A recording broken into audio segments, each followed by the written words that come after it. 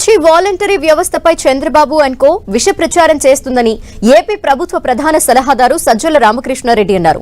జనం ఆగ్రహం వ్యక్తం చేయడంతో వైసీపీపై నెట్టే ప్రయత్నం చేస్తున్నారని అన్నారు. వైసీపీ కుట్ర చేసిన కూటమి కుప్పకూలిందన్నారు.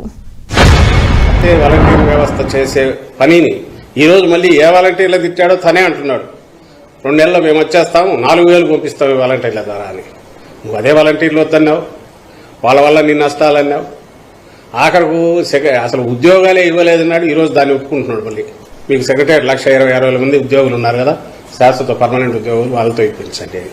చంద్రబాబు నాయుడు ఫెయిల్యూర్, పురంధేశ్వరి ఫెయిల్యూర్, వాళ్ళ పార్టీ మీటింగ్ కూడా జరుపుకోలేక, ప్రధానమంత్రి వస్తే జరుపుకునే ఇది లేక దాన్ని తెచ్చి మా మీద పడేసి పల్లె 2 birds at a shot అన్నట్టు వాళ్ళ దగ్గర మొహం చల్లదా పైకి వెళ్ళి చెప్పుకోవడానికి. ఇంకో పక్క ఇటు దెబ్బ తీయచ్చు అని చెప్పి ఎస్పీల మీద పెట్టేట్టున్నారు. మిగిలిన వాళ్ళ మీద ఏం కంప్లైంట్ ఉన్నారు? పార్టీ అధ్యక్షురాలుగా ఉన్నారు, కాంగ్రెస్ పార్టీ అధ్యక్షురాలుగా వాళ్ళు పెట్టుకున్నారు.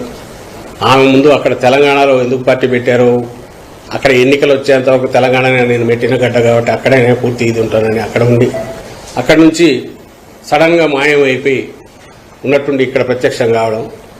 అయిన తర్వాత అక్కడ ఎందుకు పెట్టారో, ఆ స్టేట్కి నా జీవితం అంకితమని ఎందుకు వదిలేశారో ఆమె ఎక్కడా చెప్పలే, సంజయ్ శివలే. సరే ఏదో ఒక నేషనల్ ఎత్తిపోయి నేషనల్ పార్టీకి ఇక్కడ వచ్చారు కాబట్టి అదే ఆ అజెండా పెట్టుకున్నారంటే వచ్చిన రోజు నుంచి ఈ వ్యక్తిగతమైన దీనిలను తీసుకున్నారు. కానీ వెనక ఆడిస్తున్నది చంద్రబాబు నాయుడు. ఆయనకు ఎప్పుడైతే ఏం మాట్లాడడానికి ఏం లేవు, ఆయనకు చెప్పడానికి ఏమీ ఇది లేదు, ఆయన జగన్మోహన్ రెడ్డి గారిని వేరే రకంగా ఎదుర్కొనే శక్తి లేక అన్ని మాయలు అయిపోయాక ఆఖరి దీంట్లో ఈ మహిళలు ఇద్దరి మీద డిపెండ్ అయ్యి వాళ్ళను ముందు పెట్టి వాళ్ళతో కూడా అటాక్ చేస్తారు. పిఠాపురం పవన్ కళ్యాణ్ ఆయనేమో దాన్ని ఏమంటారు, హైదరాబాద్ నుంచి స్పెషల్ ఫ్లైట్లో వచ్చి అక్కడి నుంచి హెలికాప్టర్లో పిఠాపురం పోయి మళ్ళీ సాయంత్రం చీకటి పట్టి వచ్చే హెలికాప్టర్ రాలేదు కాబట్టి ముందే వెనక్కి వచ్చి మళ్ళీ ఫ్లైట్ ఎక్కేసి హైదరాబాద్ వెళ్ళిపోతాం. నువ్వు అసలు పొలిటికల్ పార్టీ అయితే నువ్వు ఎన్ని సీట్లలో పోటీ పెట్టావు, నువ్వు పొలిటికల్ పార్టీగా నువ్వు ఏం చేయాలనుకుంటున్నావు? పవన్ కళ్యాణ్ అతనికి ఏమీ లేదు, రేపు ఏం చేయగలనో చెప్పండి, నన్ను ఎట్టో అట్లా ఎన్నుకోండి, నమ్మండి అనేంతవరకు అతను పోతున్నాడు. మొత్తం దివాళా తీశారు.